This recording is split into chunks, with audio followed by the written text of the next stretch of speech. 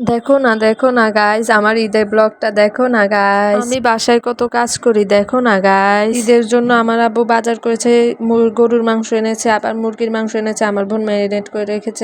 রাতের দিন ভিড়ের মধ্যে ঠেলাঠেলি করে আমার আম্মু কতগুলো কাঁচের জিনিস নিয়ে এসেছে, মনে হচ্ছে আমাদের বাসায় কারো বিয়ে হচ্ছে। এখন একটা একটা করে ঢং করে তোমাদেরকে দেখাবো, আর তোমরা বলবে কাঁচের জিনিসগুলো কেমন হয়েছে। প্রথমটা তো তোমরা দেখেই ফেলেছো, এটা হচ্ছে দ্বিতীয়টা। আমার আম্মু সস্তা পেয়ে বস্তা ভরে নিয়ে আসছে, সস্তাও না, এগুলো পিরিজ নাই দেখে শুধু কাপের দামগুলো রাখছে। এই গ্লাসগুলো শুধু আমার পছন্দ মতো নিয়েছে, আমাকে নিয়ে যায় ঠিকই, কিন্তু আমার পছন্দ মতো কিছুই আনে না। আমার আম্মু বলে আমার নাকি কোনো চয়েসই নাই। আমার যদি চয়েস নাই থাকে, এত সুন্দর গ্লাসগুলো আমি কেমনে চয়েস করছি, এগুলো সব তোমাদেরকে দেখানো শেষ। টাটা। ও গাইস, বোর্ডগুলো আর ছুরিটা দেখানো বাকি, এটার মধ্যে রামাদান ক্রাফটও চলে আসছে।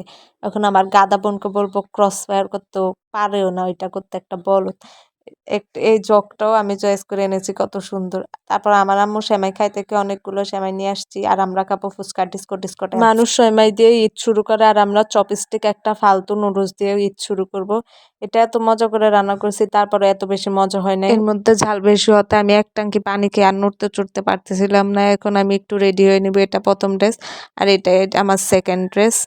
এখন আমি আমার ছোট ভাইকে সালামি দিব, এই জন্য আমি এই ঈদ কার্ডটার মধ্যে টাকা ভরে নিচ্ছি। যদিও আমি ওকে 100 টাকা দিয়েছি, কিন্তু ভিডিওতে দেখাইছি 200 টাকা। ঈদ কার্ডটা সুন্দর হয়েছে না? এরপর আমরা একটু সেমাই খাবো। সবসময় দেখে আসছি মানুষ সেমাই দিয়ে ঈদ শুরু করে, কিন্তু আমরা একটা ফালতু চপস্টিক দিয়ে শুরু করেছি। টাটা।